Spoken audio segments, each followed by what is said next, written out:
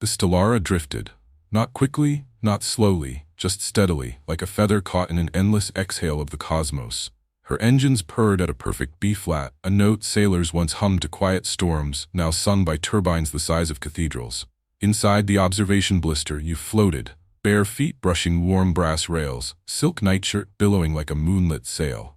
Outside, the galaxy was a spilled jewel box, violet nebulae, amber suns, and the soft silver dust of departed stars. None of it hurried, none of it demanded. It simply existed, and that was invitation enough to let your own edges loosen. You pressed your palm to the glass. The blister was shaped like an old sea captain's spyglass, so the stars slid past in slow motion, the way dolphins once crested beside ocean liners. Somewhere aft, the engine's lullaby dropped half a tone, the way a mother's voice sinks when she knows you're almost asleep. You matched your breathing to it without thinking. In for 4 counts of violet light, out for 4 counts of amber. Your heart, which had spent the day juggling calendars and alarms, began to idle, curious what it felt like to have nothing to do. A soft chime, 3 notes of a music box you hadn't heard since childhood, meant the ship was politely asking whether you wanted the night cycle. You answered by curling your toes, the way you used to tell your grandmother yes. Without speaking, lights dimmed to ember red, the color of cabin lanterns on clipper ships that once crossed oceans of water instead of vacuum. The air recyclers sighed like tide over pebbles. You drifted free of the deck, rotating slowly, the way seaweed spirals in gentle currents. Your shadow folded itself into the corner and closed its eyes first. Stellara's captain was a shy AI who spoke only in metaphors.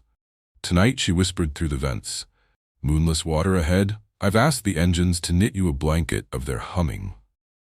You felt the sound thicken around you, a quilt made of bass notes and distant star static. It tucked itself under your chin, pressed lightly at the soles of your feet, then cupped the back of your head the way your father once carried you from the car. You did not thank the captain aloud. Gratitude was a weight, and tonight you were shedding ballast. You floated down the softly lit corridor, really more of a tide pool, past hydroponic vines that rustled like sleepy palm fronds. Their leaves exhaled faint vanilla, you exhaled worry. Each breath left as a small gray cloud which the recyclers caught, folded, and transformed into tomorrow's oxygen. Nothing wasted, nothing missed, an economy of calm. At the doorway to your cabin you paused, fingers brushing the nameplate someone had etched in small, kind letters. Dreamer, occupancy, 1, unlimited. The hatch irised open like a sea anemone, gentle enough to avoid waking the dark inside. Within, the room had arranged itself while you were away. The bunk, really a hammock strung between 2 beams of starlight, rocked almost imperceptibly, matching the ship's micro-drifts. A single porthole showed a slice of sky the shape of a yawn. You slipped between sheets woven from the down of comets, cool at first, then perfectly warm, the way seawater remembers sun at dusk. The pillow smelled of cedar and distant rain. It had been waiting patiently for the curve of your head. You lay back, and the hammock accepted your shape as if it had practiced while you were gone. Outside the porthole, a meteor drew a slow silver thread, then snapped it. No sound, just a promise kept. You thought of nothing urgent. No lists, no notifications, no tomorrow. Instead, you inventoried the ship's small sounds. The engine's B-flat, steady as a lighthouse pulse. A faint click of expanding alloy as Stelara flexed her shoulders. The almost laugh of air sliding through vents like a friend stifling a secret. Each noise arrived, bowed, and departed, leaving the stage to silence. Your thoughts began to orbit slower. You pictured the ship's path, not a straight line but a long, patient spiral. An unhurried fiddlehead fern written across light years. Where it ended mattered less than the fact it kept going, and that you were allowed to ride, to get paid by merely existing. Gravity, that old taskmaster, had been voted off the vessel. Time had been persuaded to stroll. You felt both shrink to toy size, small enough to cradle in one palm, while sleep itself grew to cosmic proportions, ready to cradle you. The captain's voice returned, softer than before. Across the next 1,000,000 miles, there's a cloud where stars are born. I thought we might sail straight through, let their first light sprinkle the decks like snow. But that can wait until morning. Whatever morning means out here. For now, the helm is locked to lullaby. The universe has agreed to dim its brighter bulbs. Close your eyes, traveler. I'll keep the engines humming exactly as they are. No crescendos, no fades, just the note that once rocked ancient seas. You obeyed, lids sliding like well-oiled hatches. Behind your eyes the darkness was not empty but velvety, stitched with tiny points of afterlight, the negatives of stars. They arranged themselves into familiar patterns. Your childhood ceiling glow stars, only sharper, kinder. One by one they went out, not with a snap, but with the slow dim of candles in a room where everyone's already asleep. The last to leave was a single blue point, which winked, then whispered, "See you on the other side of dreamless water." Your breathing matched the engines. Your heartbeat matched the ship's gentle roll. Between them, a quiet space opened, an inlet only wide enough for you to slip through.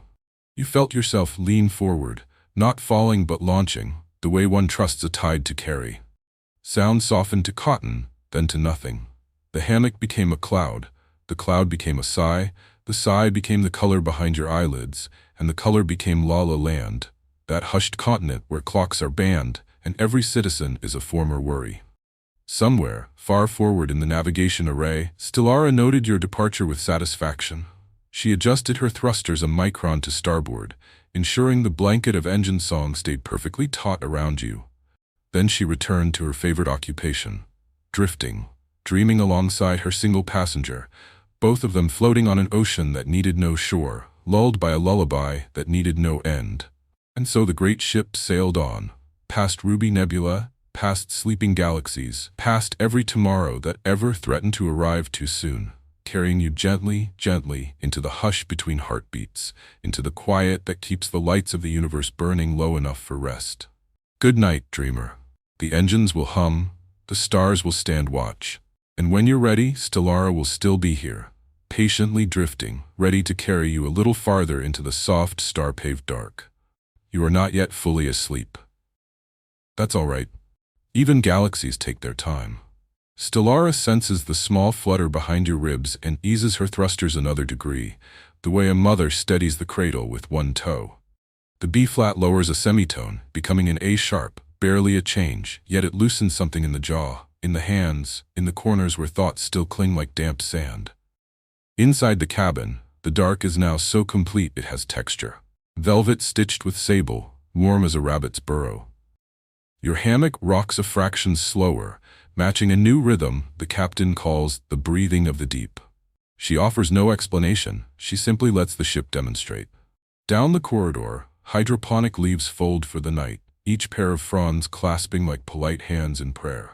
Their vanilla scent is replaced by something older, cardamom, maybe, or the ghost of a campfire from a life you never actually lived. Memory and imagination have begun to overlap, which is the first sign the tide is winning. You notice your own pulse has moved to the wrist of someone else, someone smaller, barefoot, carrying a paper boat. That child is walking along the inside of your arm, following the soft river of vein toward the heart. You feel no need to guide or warn, the engines keep the path lit. Every third heartbeat a lantern blossoms, showing the child that the way is free of snags. You watch from a polite distance, the way adults once watched you, the way stars watched everything. Without judgment, without hurry, a new sound joins the lullaby, the faint creak of rope. It is not the ship. Stelara's lines are carbon and song. They do not groan. This is the sound of an ancient sailboat you once saw in a picture book, the one whose crew slept under constellations that have since been renamed.